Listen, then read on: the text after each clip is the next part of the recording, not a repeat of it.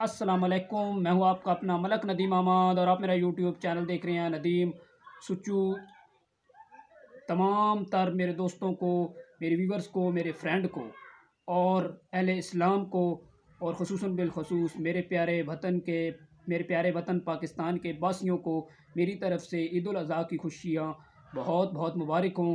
अल्लाह पाक हमें ये खुशियाँ बार बार नसीब करे, बार बार ऐसा मौका आए कि हम ये खुशियाँ देखें। और परदेसी भाइयों के लिए डबल ईद मुबारक।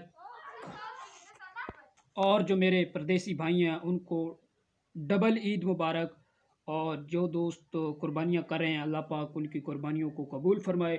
और जिन्होंने कुर्बानियाँ नहीं की हैं किसी वजह से, अल्लाह पाक उनको नेक्स्ट कुर्बानियाँ करने की तौफ़ीक नसीब फ़रमाए।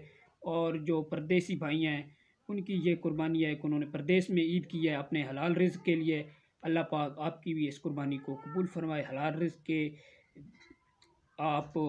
रिज़्क़ के लिए आप बैरून मुल्क बैठे हैं, अपने शहर से बाहर बैठे हैं, तो ये मेरी वीडियो ख़ुसूसन बिलख़ुसूस परदेसी भाइयों के लिए और अहले वतन पाकिस्तान, अहले इस्लाम के लिए है।